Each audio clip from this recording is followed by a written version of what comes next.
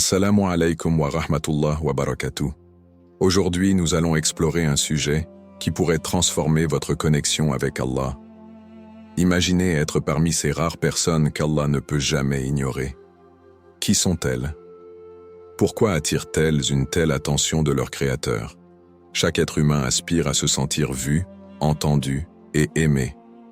Mais qu'en est-il d'être vu et entendu par Allah lui-même, l'omniscient et le tout miséricordieux? Cela ne relève pas du hasard. Il existe des qualités spécifiques et des actions qui attirent l'amour et la proximité d'Allah. Dans cette vidéo, nous allons découvrir ensemble les 3 types de personnes qu'Allah ne délaisse jamais.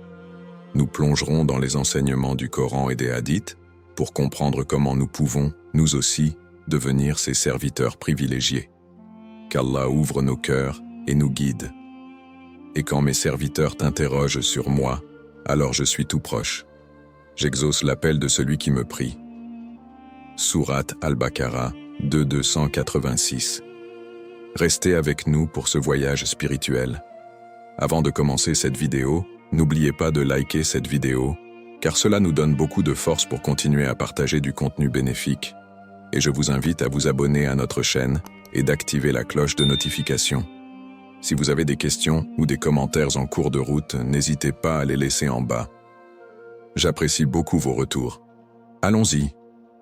Présentation des critères d'Allah. Allah, dans sa grandeur infinie, connaît tout ce qui se passe dans les cieux et sur la terre. Son omniscience englobe les pensées les plus profondes et les secrets les mieux gardés. Il est Ar-Rahman, le tout miséricordieux, et Ar-Rahim, le très miséricordieux. Des attributs qui rappellent que sa miséricorde précède sa colère. Dans le Coran, Allah dit « Et il connaît ce qui est dans les cieux et sur la terre, et il sait ce que vous cachez et ce que vous divulguez, et Allah est omniscient sur le contenu des poitrines. » Sourate At-Taghabun, 64:4. Mais parmi tous ses serviteurs, certains captent particulièrement l'attention divine. Ces personnes ne sont pas ignorées par Allah en raison de leur sincérité, de leur constance et de leur dévouement. Le prophète Mohammed, paix et bénédiction sur lui, a dit « Allah ne regarde pas vos corps ni vos apparences, mais il regarde vos cœurs et vos actions. » Sahih Muslim. Ces critères divins ne se limitent pas à des gestes physiques, mais s'ancrent profondément dans les intentions et la pureté intérieure. Une prière sincère, une action désintéressée pour aider autrui ou une patience inébranlable dans les épreuves sont autant de signes que le cœur d'un serviteur est attaché à son Seigneur. Le Coran nous rappelle également « Certes, les pieux seront dans des jardins et parmi des sources, recevant ce que leur Seigneur leur aura donné, car ils étaient auparavant bienfaisants. » Sourate Ad-Dariyat 51:15-16. Cela montre que certaines actions attirent dans la bénédiction et la proximité d'Allah. Ce n'est pas par hasard que ces serviteurs fidèles ne sont jamais ignorés. Par leurs actes et leur foi, ils atteignent un statut spécial auprès d'Allah. Dans cette vidéo, nous découvrirons 3 catégories de personnes que le Créateur chérit particulièrement. Préparez-vous à explorer des enseignements qui pourraient transformer votre quotidien et renforcer votre lien avec Allah. Type 1. Ceux qui implorent Allah sincèrement. L'invocation, dua, est un acte d'adoration des plus puissants et des plus accessibles pour tout croyant. C'est une connexion directe entre le serviteur et son Seigneur, sans intermédiaire. Allah nous exhorte dans le Coran. Et votre Seigneur dit, « Invoquez-moi, je vous répondrai. » Sourate Ghafir 46. Le prophète Mohammed, paix et bénédiction sur lui, a dit « L'invocation est l'arme du croyant, le pilier de la religion et la lumière des cieux et de la terre. » Hadith rapporté par Al-Hakim. Ce hadith souligne à quel point Allah aime ceux qui implorent avec sincérité et humilité. L'importance de l'invocation sincère. La sincérité dans le doua est essentielle. Allah ne regarde pas simplement les mots que nous prononçons, mais scrute nos cœurs. Une invocation sincère vient d'un cœur pleinement tourné vers Allah, empli d'espoir, de crainte et de gratitude.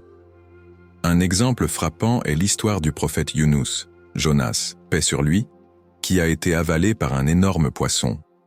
Dans cette situation désespérée, il a invoqué Allah avec ces mots pleins de sincérité. « Il n'y a pas de divinité en dehors de toi. Gloire à toi. Certes, j'ai été parmi les injustes. » Sourate Al-Anbiya 21, 87. Allah a répondu à son appel et l'a sauvé, faisant de cette invocation un modèle intemporel pour tous les croyants. Histoire prophétique de doua exaucée. L'histoire de Zacharia, paix sur lui, est une autre preuve de l'importance du doua sincère. Malgré son âge avancé et l'infertilité de son épouse, il n'a pas cessé d'invoquer Allah pour avoir une descendance pieuse. Il a dit « Ô mon Seigneur, ne me laisse pas seul sans héritier, alors que tu es le meilleur des héritiers. » Sourate Al-Anbiya 21-89.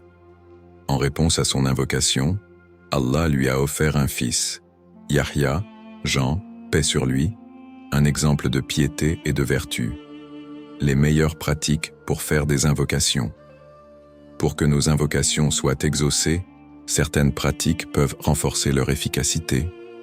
Commencez par les louanges d'Allah et les salutations sur le prophète. Le prophète, paix et bénédiction sur lui, a enseigné. Lorsque l'un de vous invoque, qu'il commence par louer Allah et le glorifier, puis qu'il prie pour le prophète avant de demander ce qu'il veut. Tirmidhi. Invoquer à des moments propices, par exemple, pendant la dernière partie de la nuit, après les prières obligatoires, le vendredi entre le sermon et la prière, ou encore pendant le ramadan. Être persévérant. Allah répond aux invocations selon sa sagesse. Parfois, la réponse est immédiate, parfois elle est retardée pour un bien supérieur, ou elle prend la forme d'une récompense dans l'au-delà. Utilisez les noms d'Allah. Allah dit, c'est à Allah qu'appartiennent les noms les plus beaux. Invoquez-le par ces noms. Sourate Al-A'raf 7-180. L'attitude à adopter dans les invocations espérées avec confiance. Le prophète, paix sur lui, a dit « Invoquez Allah avec certitude qu'il vous répondra. » Tirmidhi. Reconnaître ses péchés, une invocation humble, accompagnée de repentir, est plus proche d'être acceptée. Se montrer reconnaissant. Remercier Allah pour ses bienfaits avant de demander davantage. Encouragement final. Faire des invocations est une preuve d'humilité et d'attachement à Allah. Ceux qui s'y adonnent sincèrement deviennent des êtres proches de leur Créateur. Ils savent que rien ne leur est impossible, car ils mettent leur confiance dans celui qui contrôle toutes choses. Alors, n'hésitez pas à faire de vos invocations une habitude quotidienne.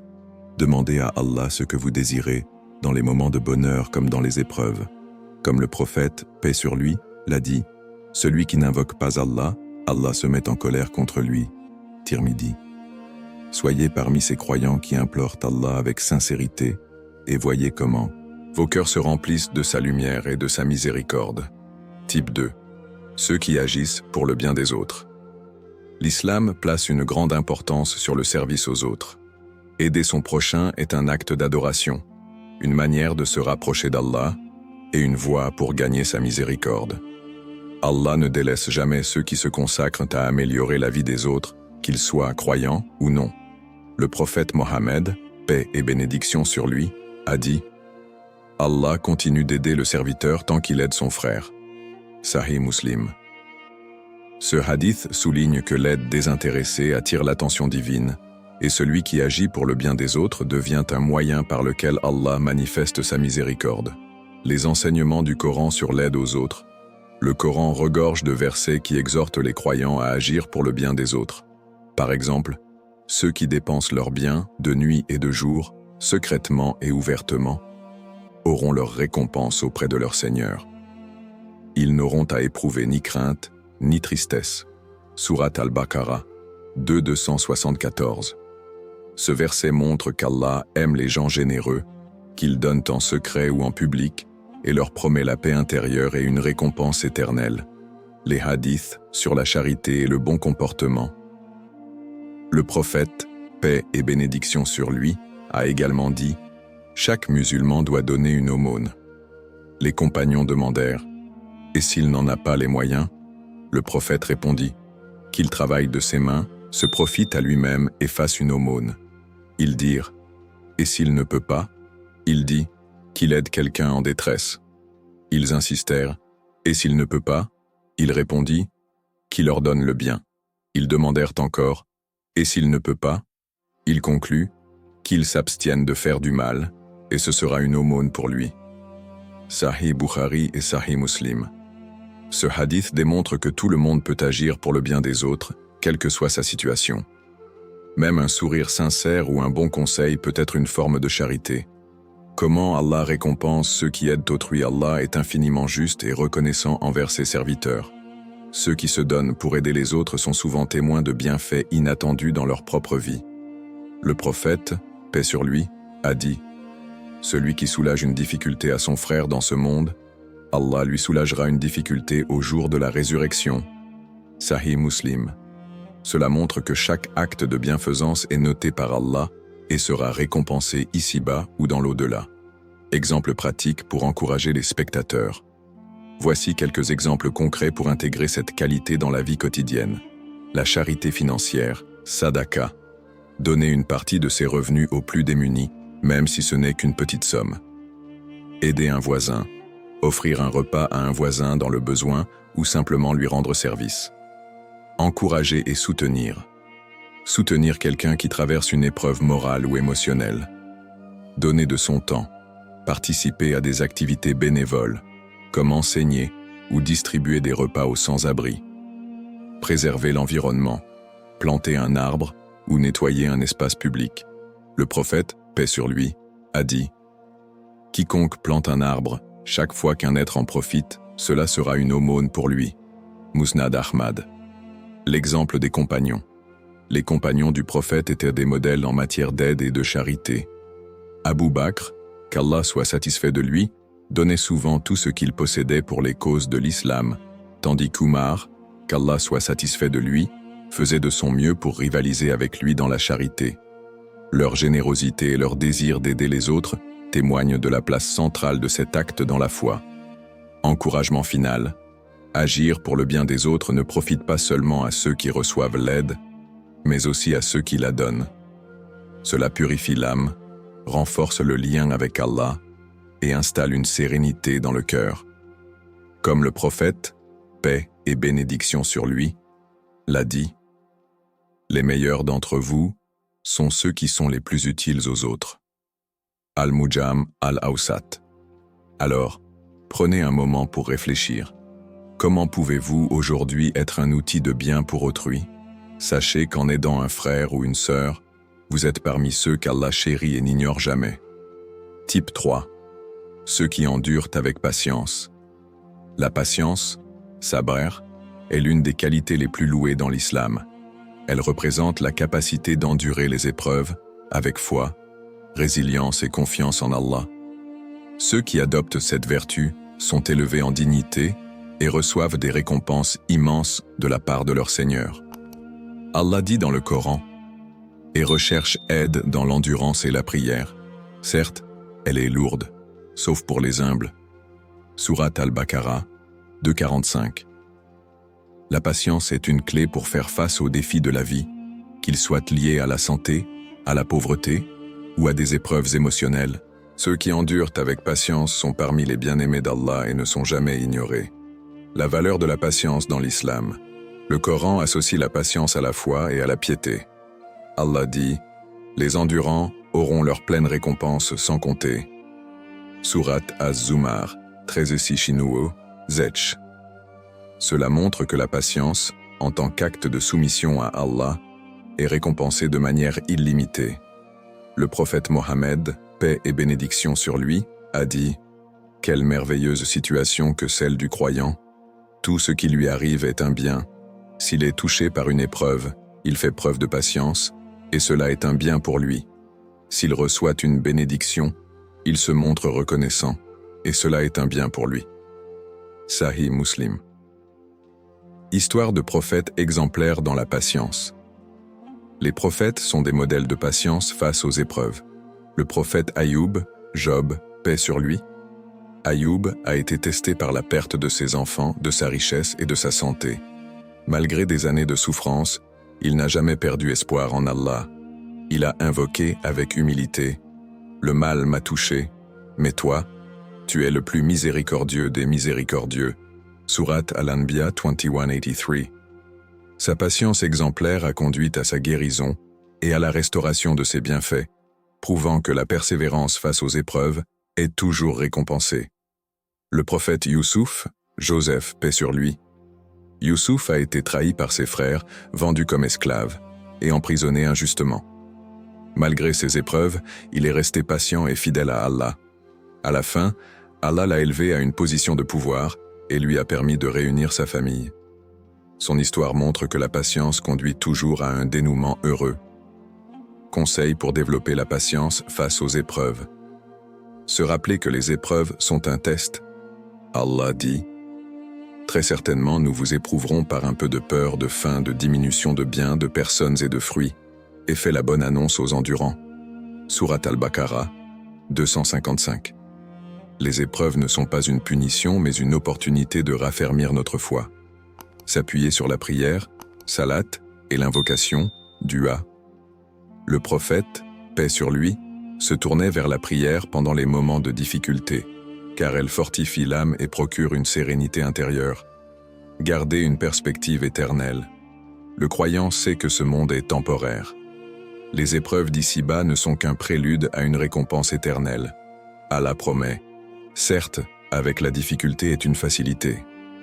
Sourate Ash-Shar, 94, 6. S'entourer de bonne compagnie. Être avec des personnes pieuses et optimistes peut renforcer notre patience et notre foi face aux défis. Se rappeler les récompenses de la patience. Le prophète, paix sur lui, a dit « Lorsqu'Allah aime un peuple, il l'éprouve. Celui qui accepte l'épreuve obtient l'agrément d'Allah. Celui qui s'en plaint attire sa colère. » Tirmidhi. Encouragement final. La patience est un investissement spirituel qui porte toujours ses fruits. Allah aime ceux qui endurent et les accompagne dans leurs épreuves. Il dit « Et sois patient. » Certes, Allah est avec les endurants. Sourate Al-Anfal 8:46. Si vous traversez une difficulté, souvenez-vous que chaque épreuve est une opportunité de renforcer votre lien avec Allah. Les endurants sont parmi ceux qu'Allah ne délaisse jamais, car leur foi inébranlable les rend dignes de sa miséricorde et de sa proximité. Comment Allah répond à ces personnes? Allah, dans sa sagesse infinie, répond aux invocations et récompense les efforts de ses serviteurs de différentes manières. Ceux qui implorent sincèrement, aident les autres et endurent avec patience ne sont jamais ignorés. Cependant, la réponse d'Allah peut prendre plusieurs formes, selon ce qui est le mieux pour le croyant. Première réponse, immédiate. Allah peut répondre aux besoins ou invocations de manière immédiate, montrant sa proximité et sa miséricorde. Le prophète, paix et bénédiction sur lui, a dit « Il n'y a pas un musulman qui invoque son Seigneur avec une invocation exempte de péché ou de rupture des liens familiaux, sans qu'Allah ne lui donne l'une des trois choses suivantes. Soit il exauce immédiatement son invocation, soit il la retarde pour une meilleure récompense dans l'au-delà, soit il écarte de lui un mal équivalent. » Musnad Ahmad. Un exemple de réponse immédiate est l'histoire de Mariam, Marie, paix sur elle. Lorsqu'elle se trouvait seule et en détresse en donnant naissance à Issa, Jésus, paix sur lui, Allah a répondu à son besoin en lui fournissant des provisions miraculeuses, comme mentionné dans le Coran. « Secoue le tronc du palmier vers toi, il fera tomber sur toi des dattes fraîches et mûres. » Sourate Mariam 19h25. Deuxième réponse retardée pour un meilleur moment. Parfois, Allah retarde la réponse à une invocation ou à une épreuve, car il sait que le meilleur moment n'est pas encore venu. Ce retard n'est pas un refus, mais une préparation divine pour une bénédiction encore plus grande. L'histoire du prophète Youssouf, Joseph, paix sur lui, illustre cela. Il a subi de nombreuses épreuves avant qu'Allah ne le récompense en lui accordant une position de pouvoir en Égypte et en réunissant sa famille. Ce retard a permis d'accomplir un plan divin beaucoup plus grand et bénéfique pour lui et pour son peuple.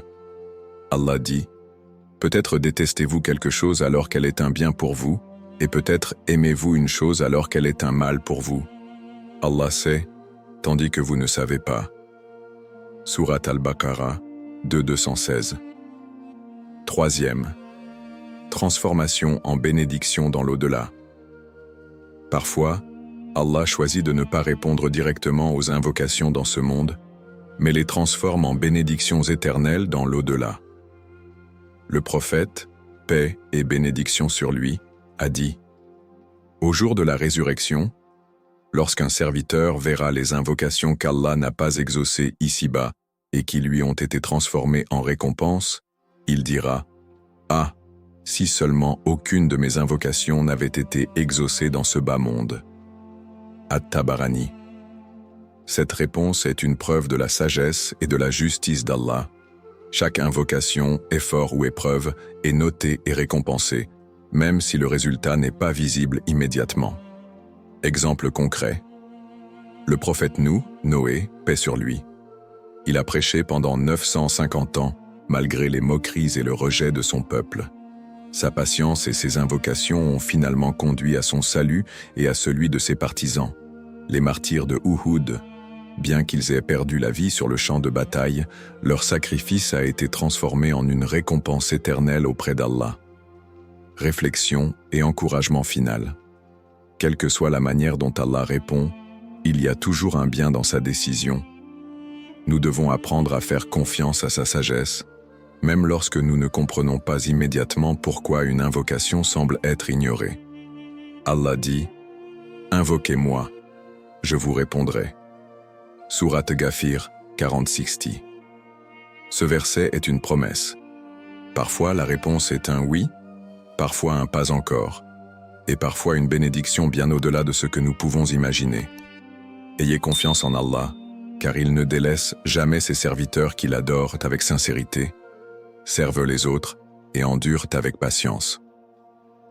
Conseils pratiques pour être parmi ces personnes. Il est possible pour chaque croyant de se rapprocher d'Allah et d'être parmi les personnes qu'il ne peut ignorer. Voici des conseils pratiques pour incarner ces qualités. 1. Faire des invocations régulières pour ceux qui implorent Allah sincèrement. Créer une routine quotidienne de doua. Réserver des moments spécifiques pour invoquer Allah, comme après les prières obligatoires, pendant la nuit, ou lors des moments où les invocations sont exaucées, exige après l'adhan, entre l'Asr et le Maghrib le vendredi. Utilisez des invocations authentiques, apprenez des douas tirées du Coran et des hadiths, comme « Ô mon Seigneur, accorde-moi un bien dans ce monde et un bien dans l'au-delà, et protège-moi du châtiment du feu ». Sourate Al-Baqarah 2:201. Faire preuve de sincérité, parler à Allah avec un cœur humble et une intention pure. Même les mots simples mais sincères sont précieux. 2. Cherchez à être utile aux autres. Pour ceux qui agissent pour le bien d'autrui, engagez-vous dans la charité.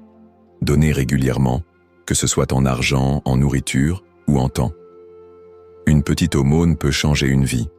Pratiquez des actes de gentillesse quotidiens, offrez un sourire, aidez un voisin ou écoutez quelqu'un qui traverse une épreuve. Trouvez une cause qui vous inspire. Rejoignez des associations ou des projets communautaires pour servir les autres. Cela peut inclure des initiatives environnementales, éducatives ou sociales. Encouragez et inspirez les autres. Soyez un modèle de bonté et invitez votre entourage à faire de même. 3. Cultivez la patience par la prière et la méditation. Pour ceux qui endurent avec patience, renforcez votre foi à travers la prière, salat. La prière est un moyen de se recentrer et de trouver du réconfort dans les moments difficiles. Méditez sur le Coran, lisez et réfléchissez sur les versets qui parlent de patience, comme « et supporte patiemment ce qu'ils disent, et éloigne-toi d'eux d'une belle manière ». Sourate Al-Muzammil 73:10. Pratiquez la gratitude, shukr. Être reconnaissant pour les bénédictions actuelles vous aidera à supporter les épreuves. Apprenez de l'histoire des prophètes. Méditez sur les épreuves qu'ils ont surmontées pour vous inspirer. Devenir l'une des personnes qu'Allah chérit n'est pas une mission impossible. Cela commence par des efforts sincères et réguliers. Faites de la prière et des bonnes actions une habitude quotidienne. Entourez-vous de positivité et rappelez-vous toujours qu'Allah est proche et attentif. Comme le dit le Coran, Et ceux qui luttent pour notre cause, nous les guiderons certes sur nos sentiers. Allah est en vérité